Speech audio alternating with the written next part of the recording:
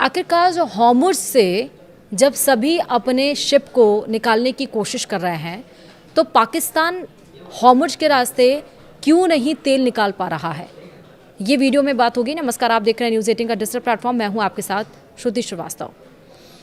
Middle east में जारी जंग के बीच पाकिस्तान को स्ट्रेट ऑफ हॉर्मुज़ से जहाज निकालने के लिए 20 पास यानी कि अनुमति मिली हुई है। लेकिन हैरानी की बात तो ये है कि पाकिस्तान खुद इनका पूरा इस्तेमाल नहीं कर पा रहा है और दूसरे देशों को ये मौके दे रहा है। दरअसल ईरान ने मित्र देशों के जहाज़ों के लिए सुरक्षित रास्ता दिया है और इस व्यवस्था के तहत जहाज़ों को ईरानी नेवी की सुरक्षा में हॉर्मुज़ से बाहर निकाला जाता है।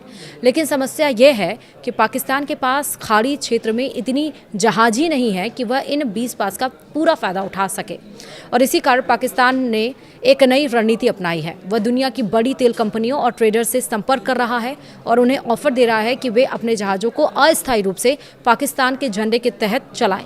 ऐसा करने पर वे जहाज भी इस सुरक्षित रास्ते को इस्तेमाल कर सकते हैं। वहीं ब्लूमबर्ग की रिपोर्ट के मुताबिक 2 बड़ी तेल कंपनियों ने पाकिस्तान से ऐसा ऑफर मिलने की पुष्टि की है। पाकिस्तान खासतौर पर बड़े तेल टैंकरों की तलाश में है जो करीब 20 लाख बैरल तेल ले जा सकते हैं। अगर ये जहाज पाकिस्तान के झंडे के तहत गुजरते हैं तो इससे पाकिस्तान को अंतर्राष्ट्रीय स्तर पर एक मजबूत भूमिका निभाने का मौका मिलेगा और इसे उसकी कूटनीतिक सफलता के तौर पर भी देखा जा रहा है।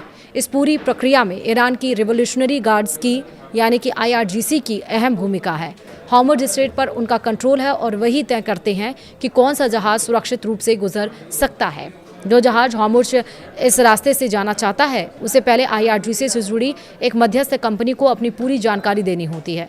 इसमें जहाज का मालिक, झंडा, उसमें भरा माल, गंतव्य और क्रू की जानकारी शामिल होती है। इसके बाद जांच की जाती है कि जहाज का संबंध अमेरिका, इजराइल या ईरान के दुश्मन देशों से तो नहीं है। अगर सब ठीक पाया जाता है तो जहाज को आगे बढ़ाने की अनुमति मिलती है।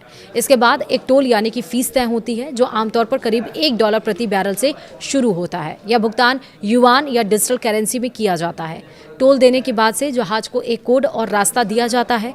हॉर्मुज़ के पास पहुंचने पर जहाज रेडियो के जरिए अपना कोड बताता है और फिर ईरानी पेट्रोल बोट उसे सुरक्षित बाहर निकालती है। और यही कारण है कि उसके पास इतने जहाज ही नहीं है और उसके पास 20 पास है। तो अब दूसरे जो देशों से है वो संपर्क कर रहा है और हॉर्मुज़ से अपने तेल वापस नहीं निकाल पा रहा है। यानी कि चारों तरफ से घिरा पाकिस्तान पास होने के बाद भी इतना ज़्यादा मजबूर है कि क्या बताएं। वीडियो में इतना ही। नमस्कार।